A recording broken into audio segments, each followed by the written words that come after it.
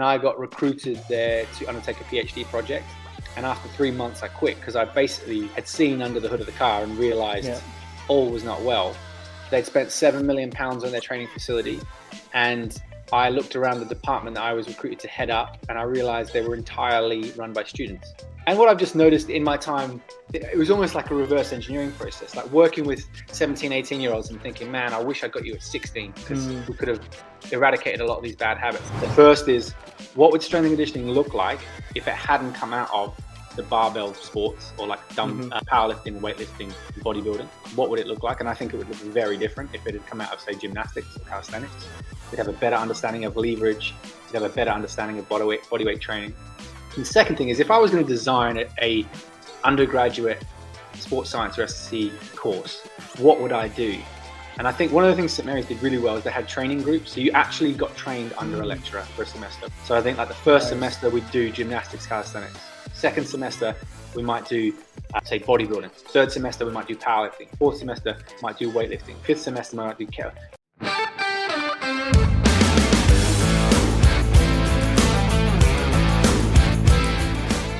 Hello and welcome back to PA Truck Up. Today we have a guest that has been one of the most mentioned coaches in this whole podcast that I've started. We've got Rob. How are we doing? Thanks very much, Manny. Thanks for the invite. It's always good to get on these podcasts and swap ideas. And yeah, it's always, I find it as beneficial for me as it is hopefully for the audience. No, 100%. And I wasn't joking. I've mentioned you a bunch. And it's because of that, a couple interactions that we've had at the gym in Gala, where I was kind of like working, but I was kind of snooping on what you were doing.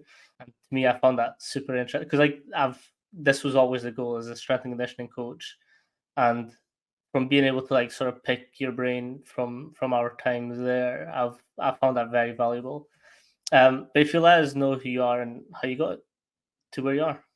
Yeah, so my name is Rob Anderson. I'm the founder of the Athlete Academy. If I go back a long time ago, I did my degree in strength and conditioning science at St Mary's in Twickenham, stayed around to do an applied exercise physiology master's, started off doing a bit of work in schools down in Bournemouth, and that's kind of where I got the bug for coaching youth athletes. Originally, my plan had been to be the S&C coach for Manchester United's first team.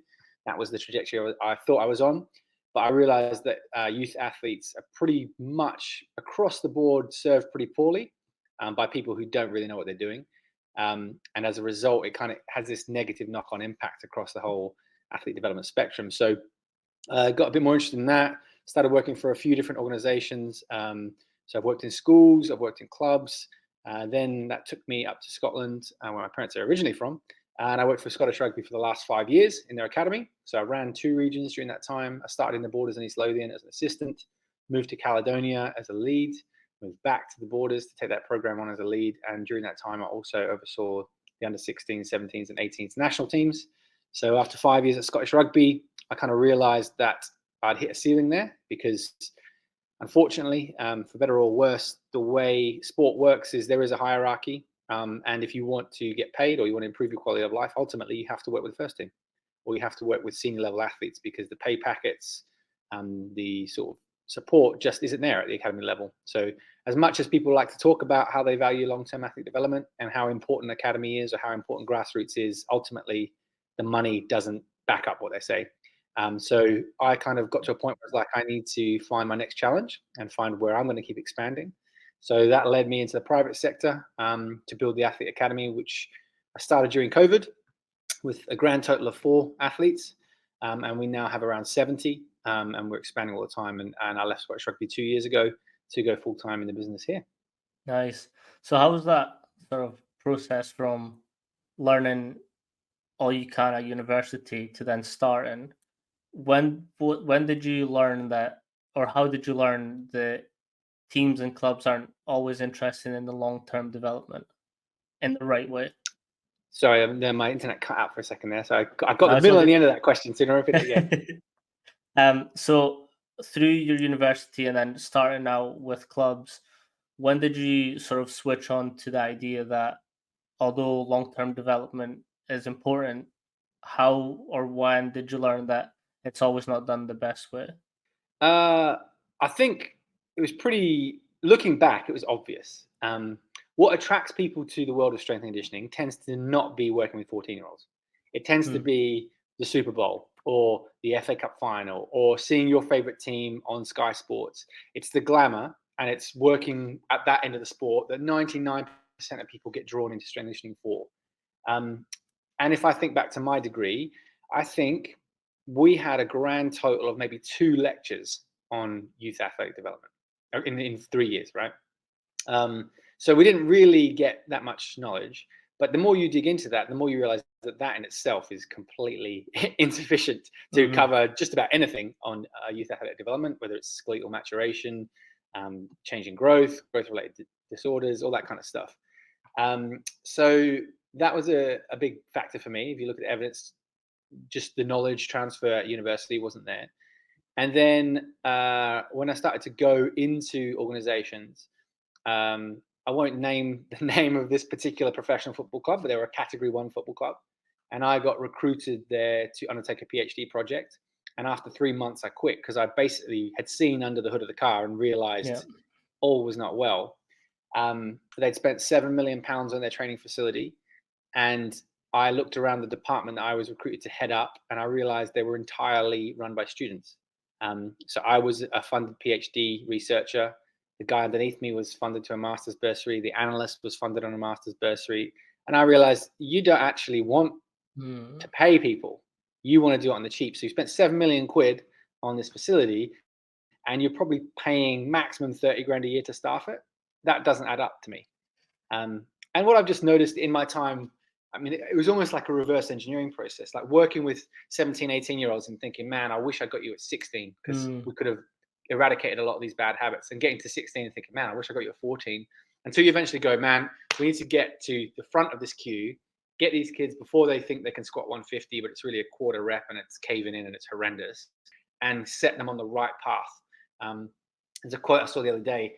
It's easier to build strong men than to repair broken ones. And I think it's a bit like that.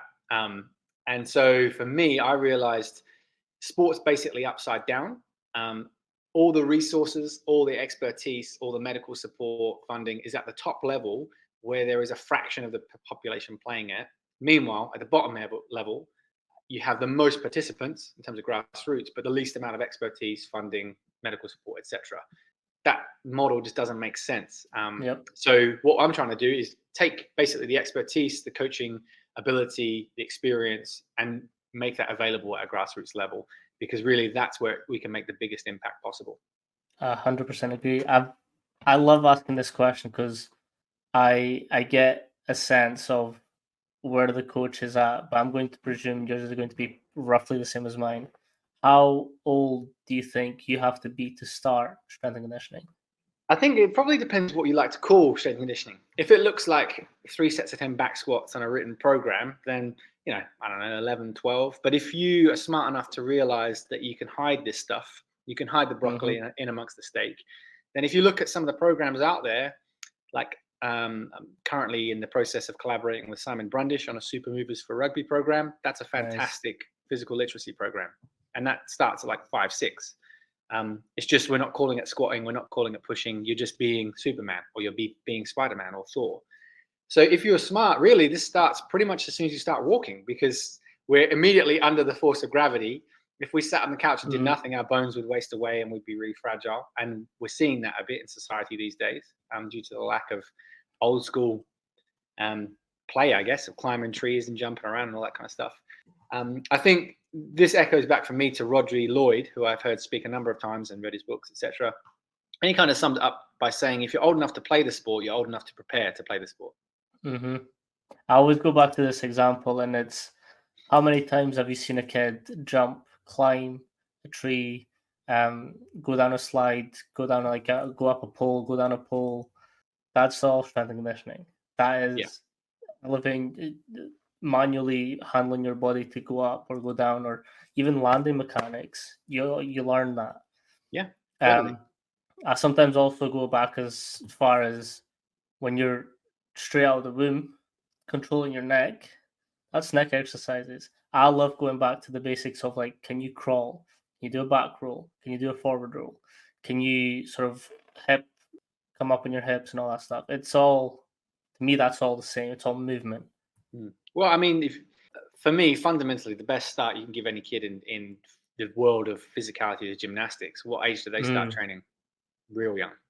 3. My niece is 5 just now, and she's like on her second year.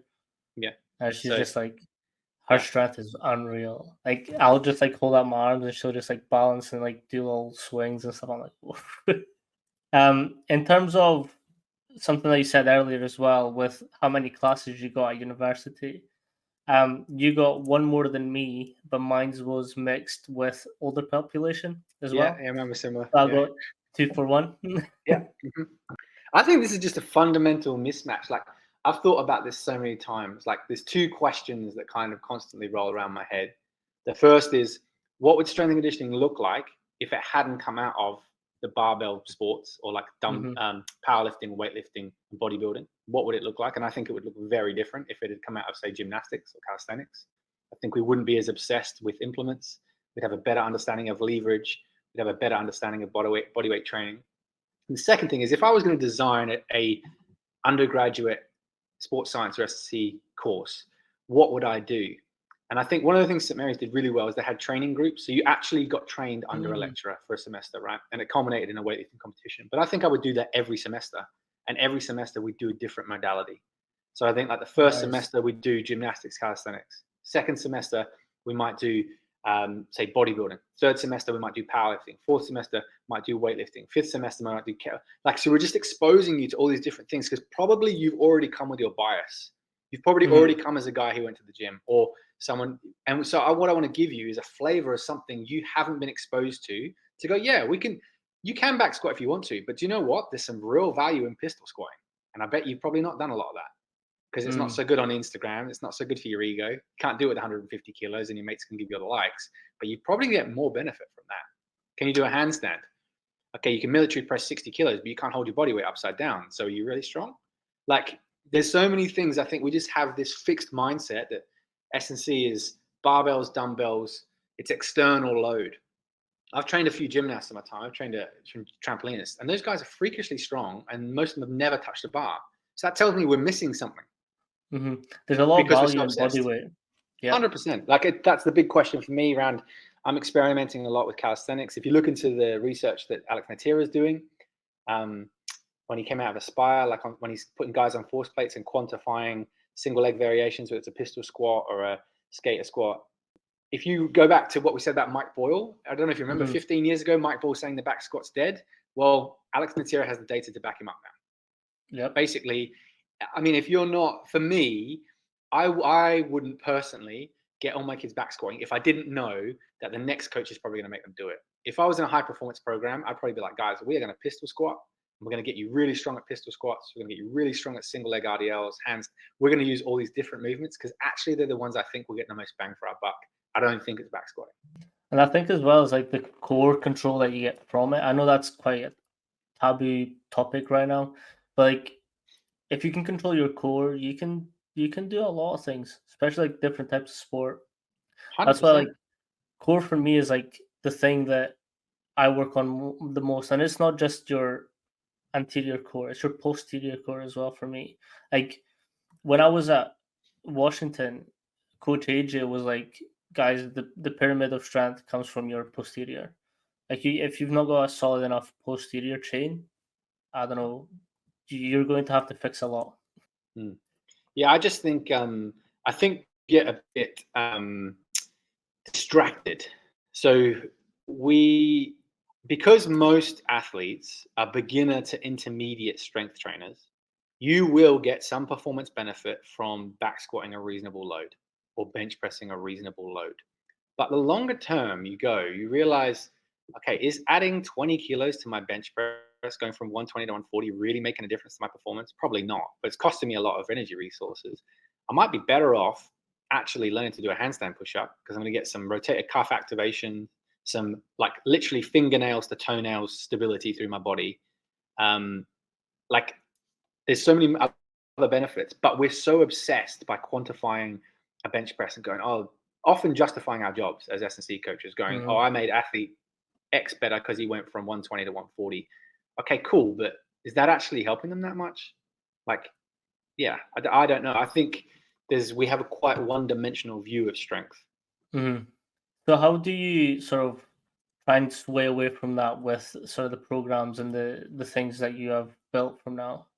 I think for me, it's like questioning your bias. So like trying to get around people who are doing things different, even if it does kind of like rub a bit of friction. Like the School of Calisthenics guys are a great example of that. Like those guys are not based in their background is not gymnastics, it's not calisthenics. They were rugby players, right? Who got banged up and they started exploring. Okay, this 3 sets of 10 band external rotations is not working for me. I need to Mhm. go and explore it a bit more. And they came out with an incredible program.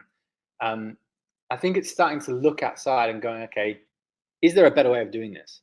So that's what's led me, for example, to Alex Natira's stuff and the pistol stuff is like him quantifying it and saying, getting physical metrics on a force, saying, okay, if you can do a single pistol squat with just your body weight, it's equivalent force through one leg as being able to squat your load on your body weight on the bar. Mm. Okay, so I can use a pistol squat as a strength stimulus, but I also know from some of the other research out there about the bilateral deficit. So if I train, for example, back squats only, I'll get better at back squats. But I know from the research, if I train split squats or RIF elevated split squats, I'll get better at that and back squats. So I'm getting a 2-for-1.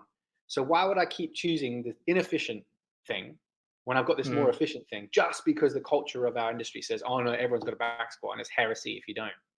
Well, actually, do you know what? There's a lot of really good athletes who don't. So Yeah. we'll just ignore that and we'll cherry pick the ones. Oh yeah, but look, all the NFL teams do it, all the rugby teams do it. Yeah, just because that's what they've always done.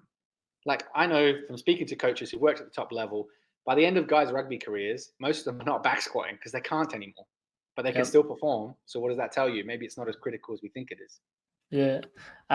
That's something that I kind of wanted to get into a little bit. It's like I've obviously seen your Instagram, and it's like this full development from when you start. And you've got specific tests for when people sort of move up and what determines them to move up. Can you sort of talk about that and go through the different stages and the tests that you go through? Yeah, I think the best place to start is probably with my philosophy, which has changed a lot over the years.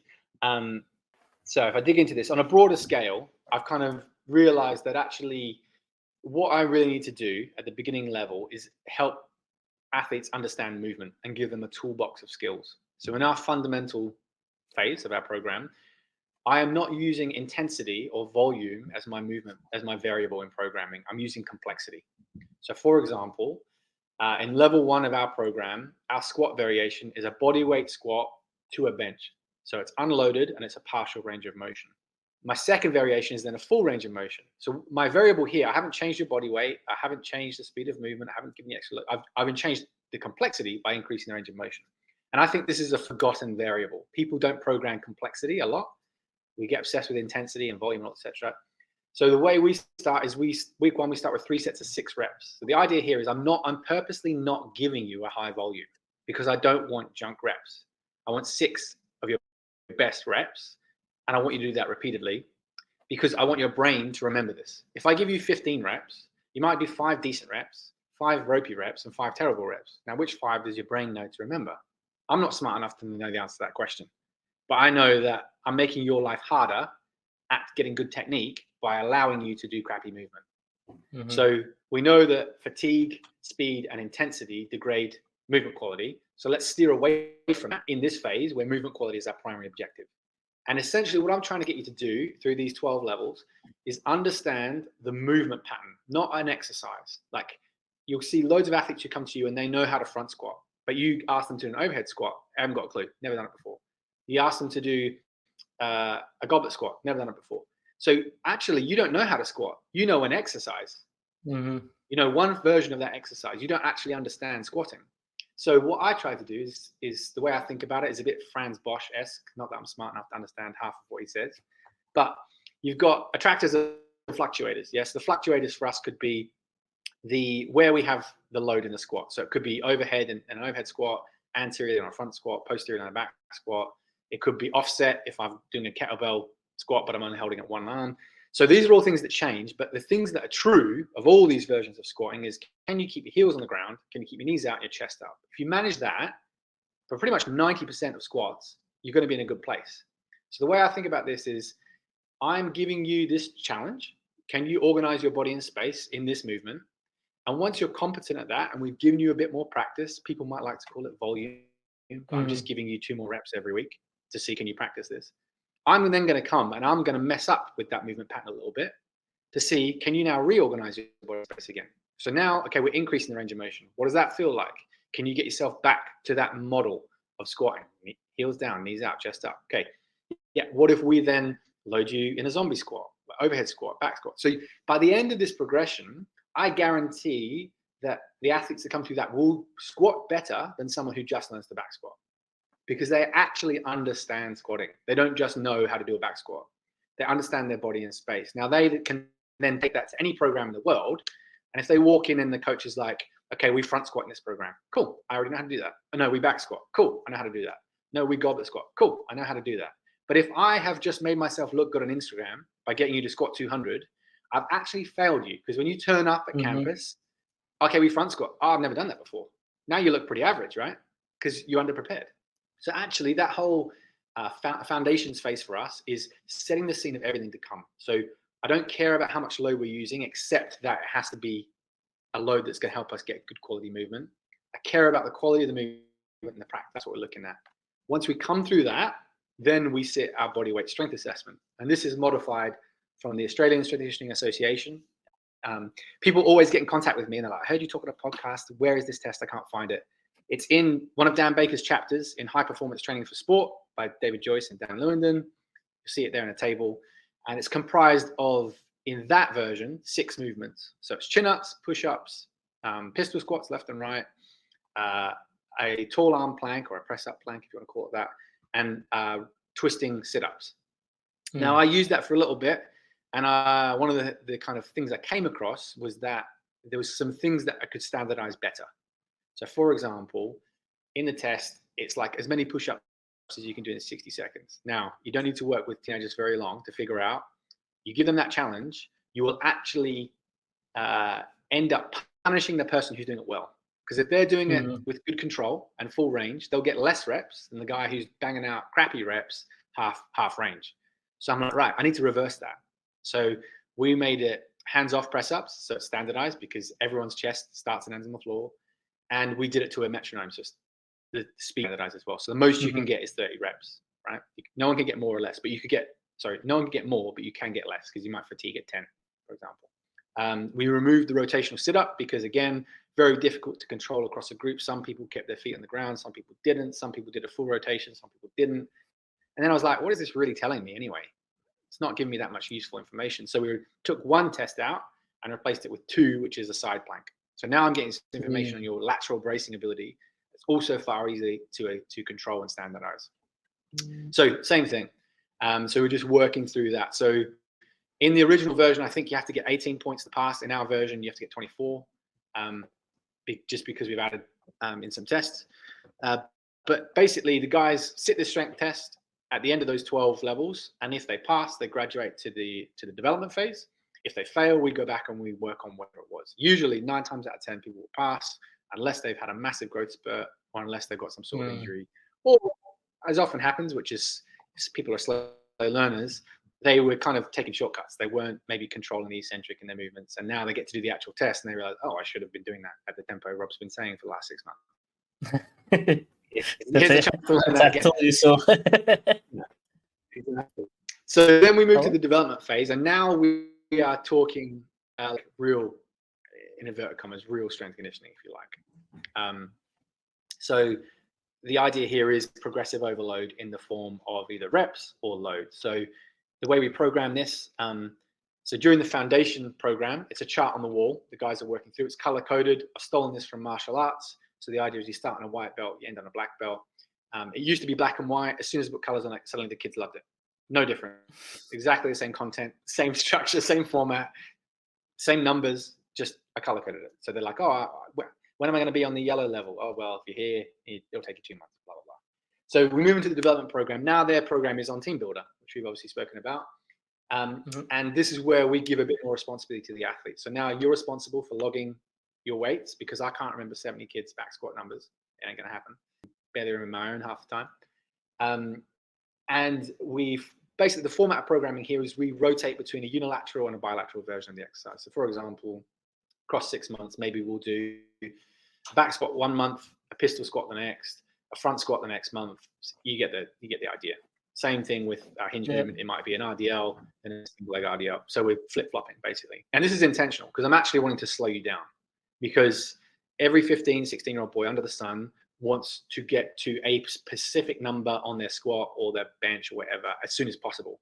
By doing this, I'm slowing you down, because actually I want to do it more slowly, more progressively. I want to keep that quality. So it'll probably be like 3 or 4 months before we come back to that variation you just did. So you're not going to get to the back squat 150 in 2 months. That's not the point. The point is we keep this good quality movement and we gradually layer it on. So we follow a sort of starting strength style model with our bilateral lifts, where it's 3 sets of 5. And let's say you started on 30 kilos. Next week, can you do 32? Then can you do 34? Can you do 36? So I'm teaching you, this isn't random. We're not chopping and changing what exercise and what sets and what reps and what load we're doing every week. It's systematic. We're keeping this thing the same, but we're changing one variable. That's how we know we're improving. And we're trying to push that up every week. For the unilateral stuff, we keep the load the same, but we increase the volume. So it might be 3 5s, 3 6s, 3 7s, 3 8s, etc. So I'm trying to get these principles are programmed across to the athletes. This is how you train. You don't just do random stuff when you walk into the gym. 3 sets of 10 at 40 kilos 1 week, 3 sets of 5 at 20 kilos the next week. Like, it needs to be systematic and progressive. And this is when we start really teaching Olympic lifts as well. So I use a top-down approach with Olympic lifts. So we'll do, like, for example, jump shrug from the hip. We'll do a hip clean, a hand clean, and then a power clean. But we'll spend a month on each of those variations. So we're not in a rush. Like, this is one of the things I'm constantly trying to get over to my athletes and over to my coaches is I'm not in a rush. You're 13 years old. We've got all the time under the sun to do this. Trust me, you will squat 200 if you just keep doing this for the next 5, 6, 7 years. Why do we need to do it next week? We don't. And that's one of the big issues I see, is that people often talk about long-term athletic development and then they turn around and do short-term because they're worried about this weekend's result or next weekend's cup final. It's like, okay, that's not long-term athletic development. Long-term athletic development is I'm looking 10 years down the road. Yeah, cool. It's nice to win the cup final. It's good. It's not really an indicator of whether we're doing well or not, to be honest, because at this age group, maturation is like the Wild West. Some guys look like they're married with 3 kids at home and a full beard, like you and me. Some guys look like they're fresh out the womb. And if you know anything about coaching youth athletes, you understand that the biggest thing that influences physical performance is maturation. Like, if you're familiar with some of the work from James Baker when he was at Qatar with Aspire, like, he's got some phenomenal data because it's probably one of the only places in the world that could do it. But testosterone levels between guys who are 6 months apart on a birth certificate, and one guy has 5 times the difference in testosterone. If that's the Olympic final, he's getting banned for performance-enhancing drugs. But this is happening every week on sports fields around the world. And that was athletics, a sport where they're not colliding. There's no contact element, right? You get disqualified if you collide. Imagine that in a rugby pitch or a football pitch or American football. Like, you're talking guys that have five times the testosterone on the same pitch, running at each other. Who do you think is going to win that collision? It's physics, right? The little guy has barely got a chance. So if you understand youth athletes, you understand it's pretty much pointless comparing this person to that person to this person to that person, because until maturation settles down, we're comparing apples and oranges and lemons and grapes. It makes no sense. So we're very big on our culture that I don't really care that someone beat you in the standing long jump test this week, Manny, because he might be an early maturer. You might be a late maturer. I care, did you beat your last score?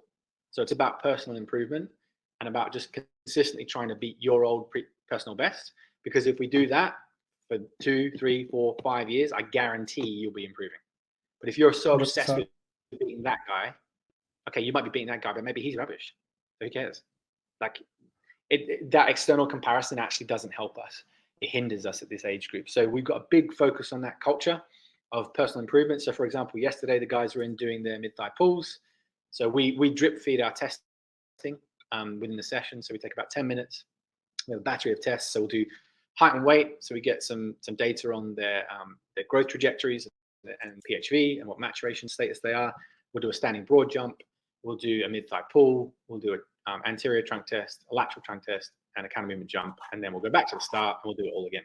So over the course of 6 months, 12 months, we start to get a real big picture of how little Johnny's growing, how his body mass is changing, how his strength is changing, how his jump is changing. And then quarterly, we give parents an opportunity to sit down and go through that data. Nice. And like I've had guys in the program 2-3 years. When you start to look at the guy who walked in the gym and the guy you're dealing with today, not the same animal. Like you're talking 20 centimeters difference in height, 15 kilos difference in weight. That's what we're dealing with. And this is where I think people misunderstand youth training compared to adult training. You do not get those sort of changes training a fully grown adult. Someone's changing 20 centimeters in height, 15 kilos in mass in less than 2 years.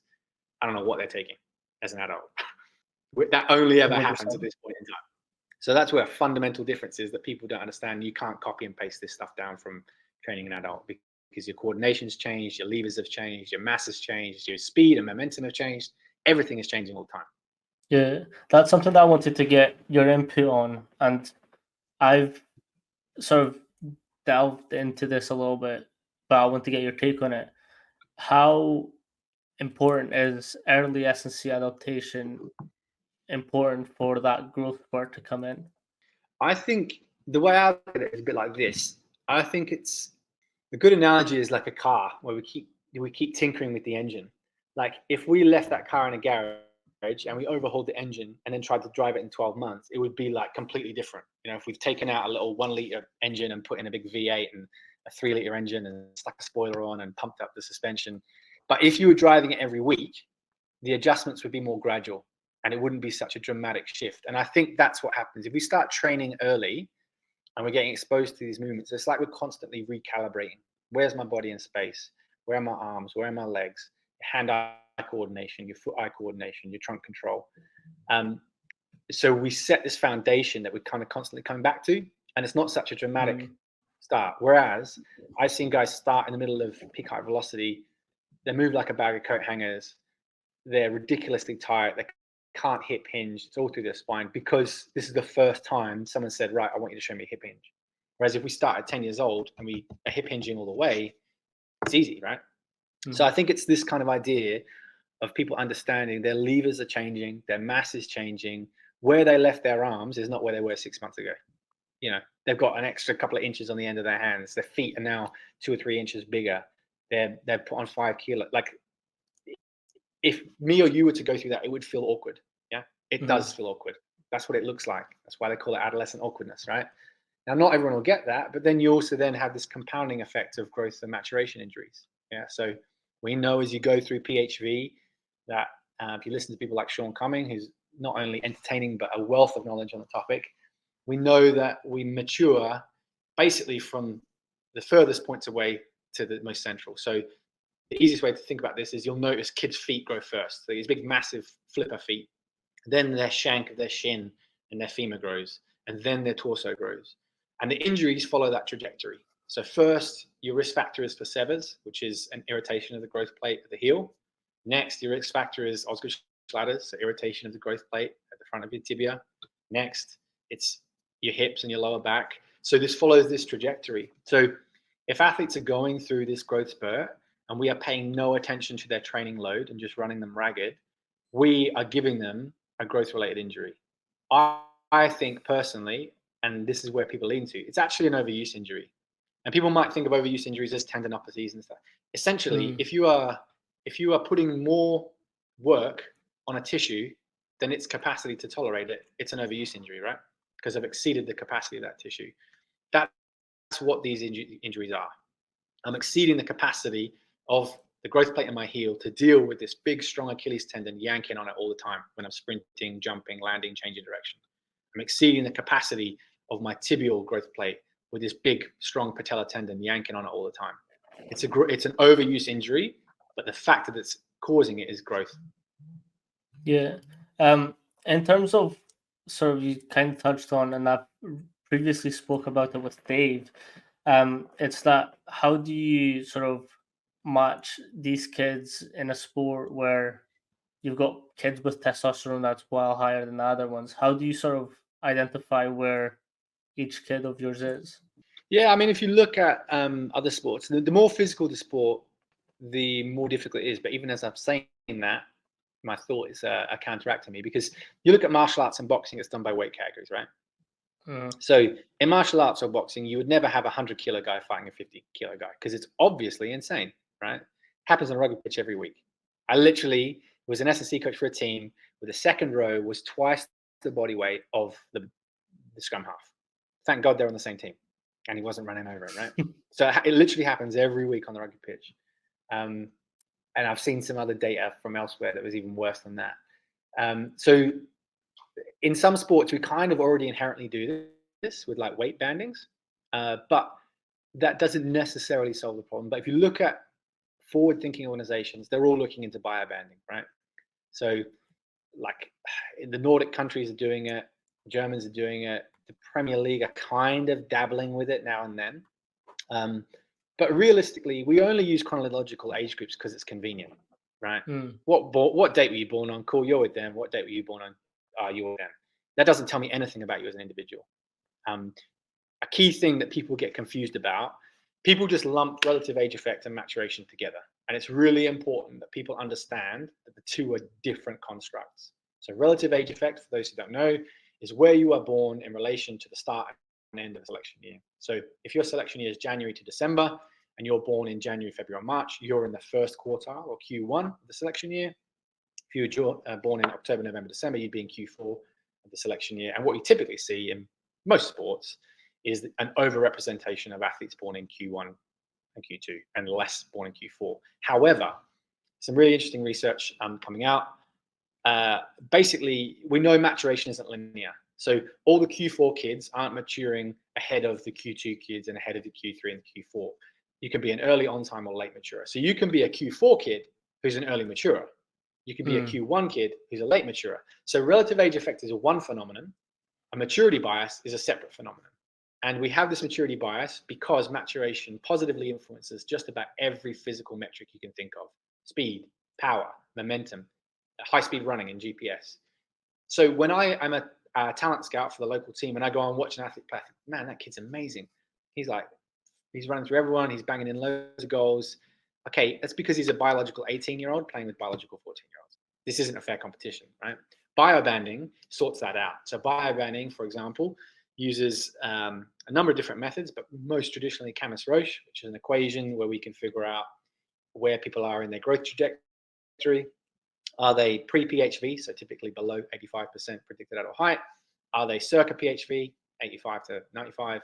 Are they post-PHV, 95 plus, e.g. they pretty much finished growing? And what they do instead is they group those athletes together. So we're going to play all the 80 to 85% athletes together. We're going to play all the 85 to 90, all the 95 plus, etc. So now we've got a level playing field. The age of those kids on the playing field might be different. You might have a 12-year-old, a 14-year-old, a 15-year-old. Maybe you've got a really late maturing 16-year-old. But maturation-wise, we're on a level playing field now. The same goes the other way. That kid who was a late maturer in his team and is constantly struggling because everyone else is physically more developed, now he's on a level playing field with guys who are the same level of physical maturation. And the research is really interesting. What you start to see is that player you thought was kind of playing within himself or maybe not psychologically strong. Actually, he's now the leader in that group because now he's playing with guys who are on an equal playing field. But it's really interesting. The more you look into this, the more interesting it gets because you start to understand, okay, actually, choosing early maturers all the time may not pan out well because if that guy is cruising and is used to banging in goals left, right, and center, you're actually not developing him because he's not being challenged. So how do I develop him? Well, I have to put him in a circumstance that's going to challenge him. So I need to put him alongside other guys who can compete with him physically so that he can't just rely on his pace or he can't just rely on his physicality. He's got to develop his technical ability, his tactical understanding now because he thinks that physical advantage he has is permanent. I'm always going to be able to barge boys off the ball. I'm always going to be quicker. He doesn't realize it's temporary. And the more he leans on those physical skills and the less he develops the technical, tactical skills, the less likely he is to keep progressing as a player. 100%. And you do see it all the time as well, where it's like kids are like it happened in my age group. There was a boy from the rival town who was 3-4 times bigger than all of us, and he ran through everyone. But then we started catching up, and then 100%. The games became interesting. 100%. And everyone has that story. Everyone's got someone, and like, what happened to that guy? He was amazing when he was 15, and then he just disappeared. He was actually never that good. He was bang average. He just had a temporary physical advantage. You see this all the time. And it's really interesting because the flip side is true as well, in that if you can hang on to the late maturing guy, if he is in a squad or in a competition and he's managing to survive with people that are more physically advanced than him, you've got a real athlete on your hands, because despite that disadvantage, he's still there. And that disadvantage is going to level out eventually. So when he now has the pace, the physicality of the other guys, he's had to develop this technical and tactical understanding, right? Because he knows if I hang on to the ball too much, I'm going to get smashed. And I do not want to get smashed by these guys because they're massive. So he gets better at scanning the field. He gets better at understanding when to pass, when to keep it, what pass to make. Now you got that player with a better brain, and he's got this better hardware because he's matured now. And now you've got someone on your hands who's a real athlete. The problem is most of our talent ID structures get rid of that guy before he ever gets the chance. 100%. That was something I was going to ask you about, is that how do you hold on to that guy when none of the coaches are sort of taking a second look at him? Yeah, and that's where having that objective data is really interesting. And this is what the best clubs in the world are doing now. Like one of my consultancy roles is with the Sonic Biomedical. They have an ultrasound machine. So for clarity, the kind of gold standard in growth and maturation assessment is a hand wrist X-ray. That has some problems with it because you can't. Most of the time, people frown upon X-raying kids without a medical condition because of the radiation, rightly so. So you can't get ethical clearance. This is an ultrasound solution, so there's no radiation problem. So you can do this 3-4 times a year, particularly if someone's around the growth spurt and you want to get rid of a tight handle on them. So now you've got clubs around the world, and I'm talking mega clubs. Barcelona is one who's been using it for years. Hoffenheim has been using it for years. A whole lot of clubs in Germany, more and more clubs. The Russian Athletics Federation, so not just in football, outside, Hungarian handball, people starting to take this really seriously from a talent ID perspective. So first of all, is this guy we're looking at actually talented, or is he just biologically advanced? What about that guy that we've discounted? Is he just biologically delayed? Okay, does that change our perception? Because we know from the research, if you start to give this information to scouts, they adjust their perception. They now have a higher expectation of the guy who's now the maturer. They now realize, well, that guy actually, I overlooked him. He's actually doing really well considering. So they change their perception. So that's one bit, is the talent ID. The next bit is then, if we know you're going through peak height velocity because we're doing these regular assessments, we might be smarter about your training load so that we're not hammering you with frequency and you're picking up Osgood ladders, and then that's causing you time away from the sport and blah, blah, blah. So we're getting your training load better. We then might look at biobanding opportunities. It could be competitions. There are a lot of biobanding tournaments. Sweden, Poland, I think just had one. Norway just had one. But also within training. So maybe actually, Manny, you're advanced for your age. We're going to push you up. You're going to train with the next age group up. This guy's delayed. He's going to train with the age group below. So he gets that feedback. But maybe our league doesn't allow us to do biobanding. So you all have to play in the same team. But outside of that, we will manipulate your training. Because ultimately, what we're trying to do here is create the best environment for your progression, right? Because it doesn't serve 100%. The early maturer to be cruising, and it doesn't serve the late maturer to be drowning physically. What are some of the results that you've... Sorry.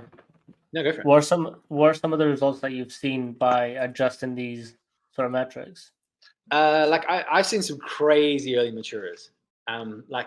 People think a year, 2 years, that's normal. Yeah, I'm 6 years. Imagine the difference between two players, biologically 6 years. So, for example, this was in football, but I've seen it in rugby as well. You're talking two guys on the same pitch, and one is 6 years advanced from the other. That's insane. We're not even playing the same sport anymore. Because the speed is different, the impacts are different, the momentum is different. What hope has that little guy got of competing? So when you look at clubs, they look at some really interesting stuff from a training and competition element. Another element that they look at is their fitness testing, right? So if we know that maturation has such a huge impact on your fitness testing scores, well, why would I choose to compare guys just because they're in the same squad? Actually, what I want to do is compare them against their biological peers. So Southampton did this, went for a site visit a few years ago with Scottish Rugby. They had their kind of fitness testing for, say, their under 14s. Here's how everyone ranks. Then they have a separate button. Right, here's all the biological 14-year-olds. Okay, that guy that we thought was rubbish against his squad mates, he's actually in the top 2 or 3 for his biology. Okay, maybe he's not doing as bad as we thought. So there's all these other elements that start to come in to play, where you're basically preventing that thing that we see all the time, which is, sorry, Manny, you're too small. We're going to release you. A year later, you pop up down the road at another pro club and you've had half a foot growth, because we should have seen that coming, because we should have had the data. And we should have been able to go, actually, we're going to give Manny a bit more time because he's not, we're thinking it's the right time to measure him. It's not the right time. We need to delay this decision a bit. And good clubs do that. So some really good research out of Southampton, again, around match grades in football. So scaled on a 1 to 5. So 1 being poor, 5 being exceptional. It basically found it pretty much maps the growth. So before you go through PHV, your match grades are pretty stable. As you're going through PHV and maybe you've got some adolescent awkwardness, it drops down. Then as you come out, it rebounds. So if you're making a decision on a player and you don't realize he's in the midst of PHV, you might look at his match grades and go, "Manny, I'm really sorry, mate, but you know, as per these match grades, your performance is just decreasing, and we don't think you're going to be good enough to be a professional." Meanwhile, if I'd given you 6 months, I might have seen that you're rebounding and going, actually, Manny wasn't at all underperforming. He was just going through adolescent awkwardness because of PHV. Okay, now we're going to decide we're going to keep him. Or conversely, maybe your grades are legitimately decreasing and you've gone through the growth spurt, you've finished growing. Okay, Manny, actually, we haven't got that as an explanation for this. You are actually underperforming. We're going to let you go. So it also influences retention decisions, contract decisions, etc. 100%. Do you think that's something that most clubs will start adopting? I think the good ones will, and the ones who don't will get left behind. Fair. Because if you're deep into like your football history, for example, actually there's a lot of places that have already been doing this for a very long period of time, maybe in a different format. So if you read Alex Ferguson's autobiography, he talks a lot about Paul Scholes. Paul Scholes was tiny, could barely play half a game, but he was like, we've got a player here, we need to keep hold of him, he'll come through. Jesse Lingard was another one. He was too small, we had to play him down. Like they already had this mindset of what's the right challenge for this player. But unfortunately, as the sport's got more and more physical and people are looking for more and more athletic players, guys who could run fast, run all day, blah, blah, blah, lots of high-speed running, they've lent more to choosing good athletes. And by doing that, they are choosing early maturers. Yeah. I kind of want to take your take on this. What's your sort of response to when parents come up to you and is like, I'm scared that this will impact my kid's growth and sort of maturity as it goes? Yeah. So, I mean, as with all good urban legends, no one ever knows the source and they never go away, do they? So like the myth of like resistance training stunting your growth has long been kind of, I guess, disproven. So it's actually almost the opposite. That actually training during your youth and adolescence is the perfect time to start training because in terms of bone mineral density, we actually lay down pretty much like what we have in our 20s is where we will start to degrade from. You don't keep building it beyond, right? So if we can accrue good bone mineral density at a young age, we are going to benefit at that from when we're 80, right? So when you're falling down the stairs and you don't break a wrist, you're benefiting from having lifted weights and laid down good bone tissue. Because ultimately, if you look at the research around what actually causes fractures in growth plates, and this is still, even within that, there's nuance. So if I fracture a growth plate in my wrist, that's not going to stop me getting to 6'5", is it? Yeah. Clearly. So there's a bit of confusion around the stunting of growth locally in a growth plate and stunting my final adult height. But also, if you look at what actually causes fractures in growth plates, it's collisions. Yeah. If you look at the research, it's falling out of trees, falling off bikes. You look at sports, American football is right up there. A lot of the research is American, but if you take the pads off, the players pass backwards, you have the sport of rugby, right? And you have to look at those and think, okay, what's the common factor here? It's collisions, right? It's colliding with another human being at speed, or it's colliding with the ground at speed. Is that likely to happen in a gym session? Well, if it is, something's gone horribly wrong, right? Yep. Like if human beings are colliding in my gym or colliding with concrete, something's gone drastically wrong. So the likelihood is just not there. And actually, if you look at some of the research around injury rates, etc., weightlifting is one of the safest things you can do.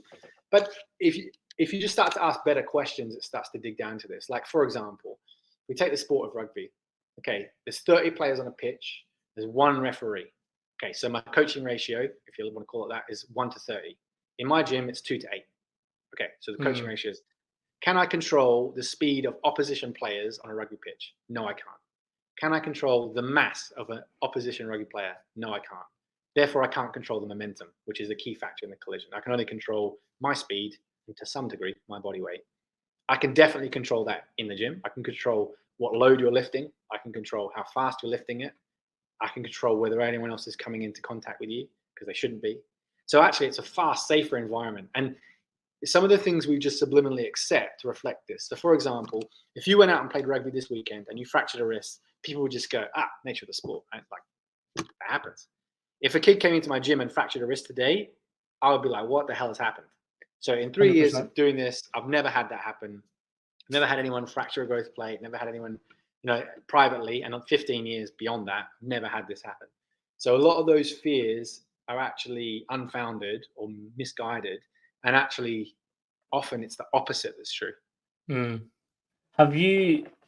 Did you create LTAD based on these frustrations that you were having? I wouldn't say I created LTAD because there's probably a lot of people who could claim to that. But yeah. The reason I did was, for me, the contrast between working for an organization, especially a big organization, and working privately is speed of innovation. If you're working for a big organization, you've got to have a meeting about a meeting about a meeting, and you've got to jump through so many different hoops. In this environment, for example, me and my staff met in January. We had loads of good suggestions, loads of feedback. We implemented it within 24 hours. So our speed of innovation is incredibly high. There's things I can do here I could not do in that organization side of things. So for me, the big draw is being able to get better every day and every week and every month. Like our program looks different to what it did 3 months ago, different 6 months ago, 9 months. We're constantly improving what we do. And that's what excites me, is because I genuinely think we have the best youth athletic development program in Scotland, if not the UK, because of what we can offer, how we do it, the way it's structured, etc. The feedback, you just won't find that anywhere else here. It doesn't exist. 100%. Back to what I was trying to say. I was referring back to this and sort of the workshops and seminars that you hold. I'm guessing that this all plays into a big part of what you created there and why you're sort of doing that. Yeah, so the LTAD network was originally comes from James Baker and Mike Young. So they started another company called Proformance, and they started running the I'm trying to remember now, Child to Champion conference, and it was like an annual conference. And very smartly, James recorded all the presentations and all that, so it's all on the platform there. They then rebranded to LTAD Network. At the same time, I was running the Athletic Evolution podcast and running the Athletic Evolution conference.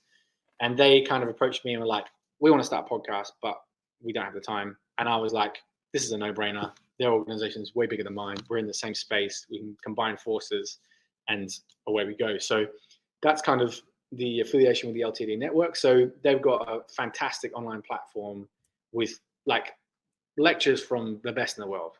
Dan Baker, Kelvin Giles, Mike Young, James Baker, like name after name after name, David Johnson, like all the people who are in this space and know it inside out.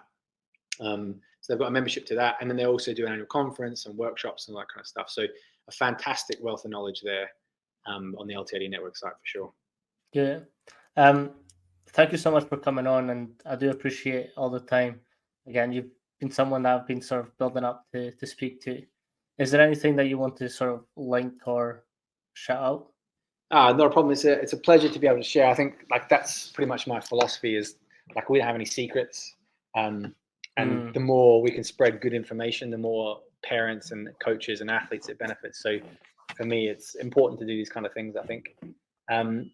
2024 is a massive year for us.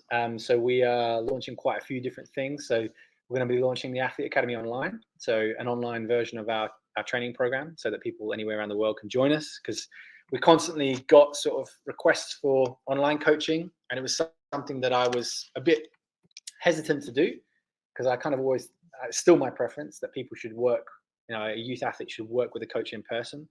But I had the realization that 99% of athletes just don't have access to a coach that's appropriately qualified to deliver appropriate content. So actually I was underserving them by not being in that space. So that's a big push for us. We're also releasing the Super Movers for Rugby program. which is targeted more at minis rugby coaches and clubs who want to integrate physical literacy into their sessions. We're then looking at releasing some specialty programs, so Overcoming Osgoods, an online training program specifically targeting kids with Osgood Schlatters to help them, because that's another space that's underserved. Same with we're doing the Severs solution, which will be the same thing. So an online program that, again, anyone can do anywhere with just equipment at home to help overcome their Severs or their Osgoods. And then at the back end of the year, we're targeting doing basically a coach education program online. So teaching them how to coach kids, how we run our movement curriculum, how we do that kind of stuff, so that people can take this and use it. Because we regularly get asked to do in-person workshops, and we probably every month, 2 or 3 times a month, we get people coming up to look at sessions, to watch it, to ask questions. So it just makes us more accessible and helps us improve other coaches as well, and help them, whether they're a PE teacher in a school or a rugby coach who does some gym stuff, just helping them do better quality sessions for their athletes. That's the ultimate goal.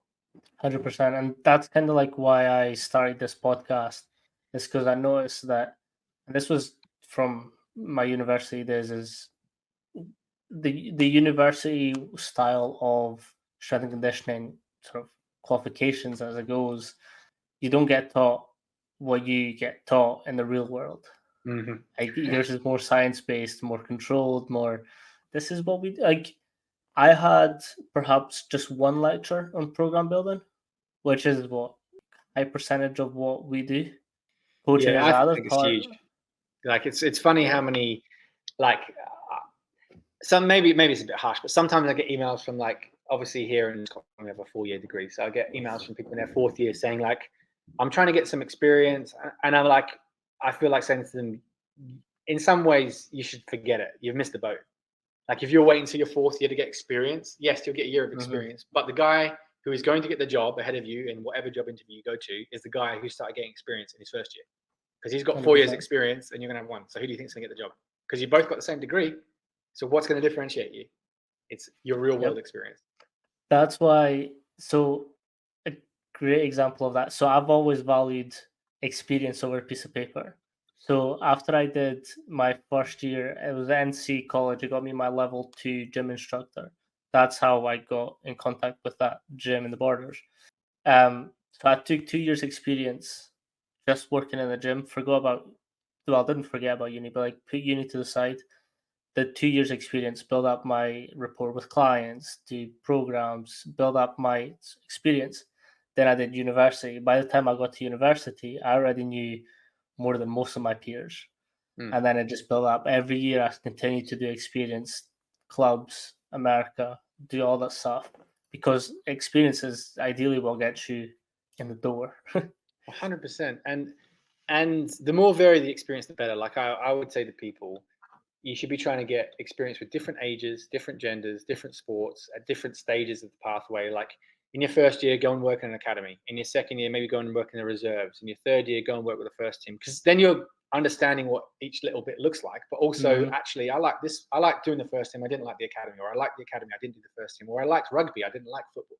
Like, you're also exploring what you want, but also you then come to the table with a much more wide spectrum than someone who just did football for 3 years with the first team, and actually was just filling up protein shakes and putting out cones. They weren't really doing anything, but they've got the logo of whatever team it is.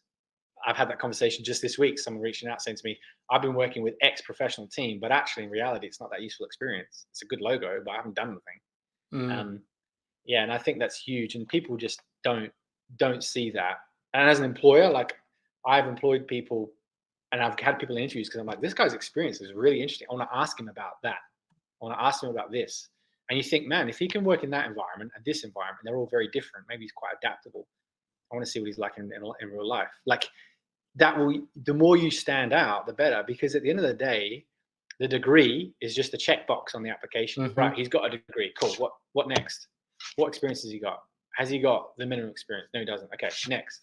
Oh, he's got it in this, and this. Okay, that goes in the yes pile. All you're doing is entering the funnel down to the last X amount of people.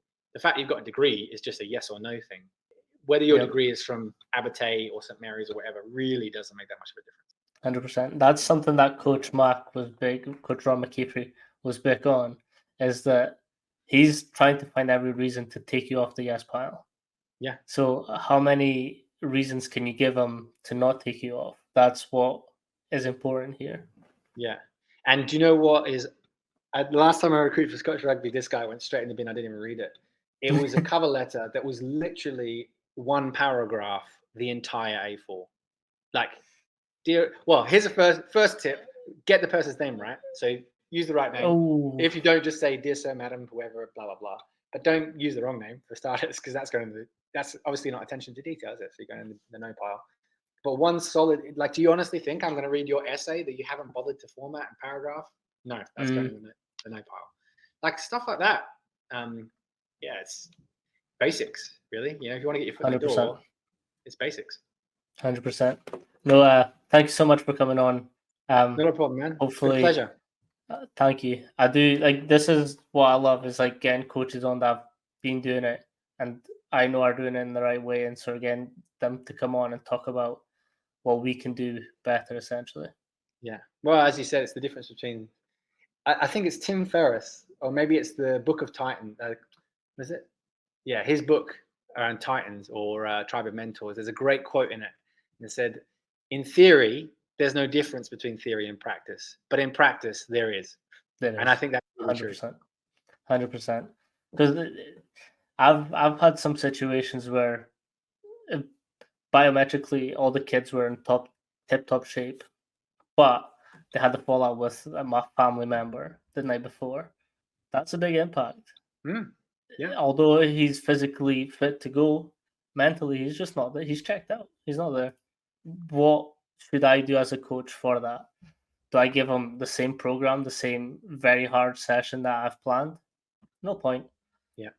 He's not going to get the same adaptation, the same sort of effort going into it as he would if he was, or if he didn't have that argument.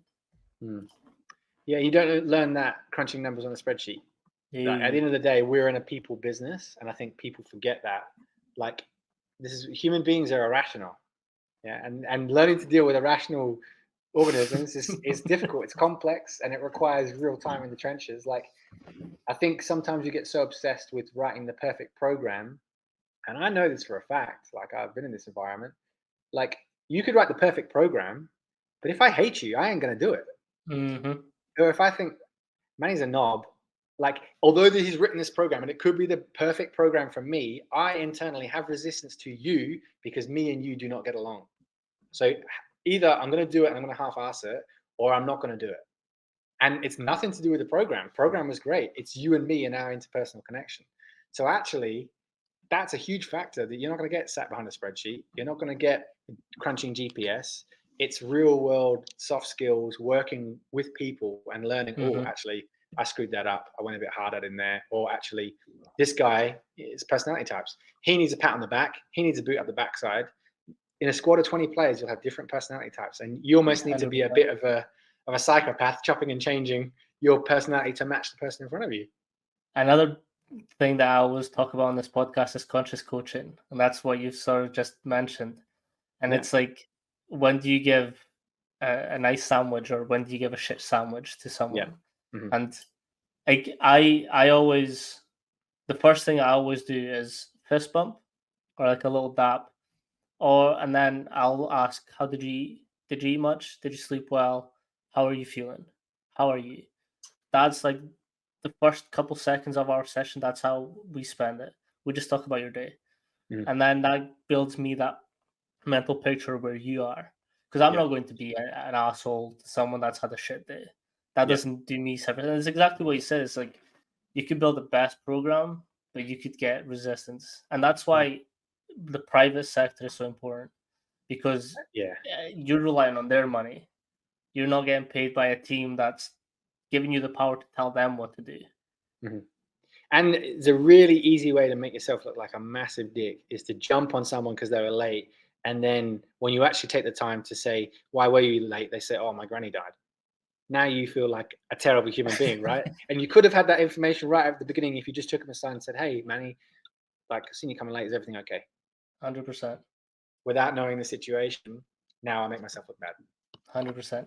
No, thank you so much for coming on, Rob. No worries, man. It's been a pleasure. Always a pleasure, and I hope we can get some more talks and some more stuff going together. For sure. Speak to you soon. Perfect. See you. Cheers, mate.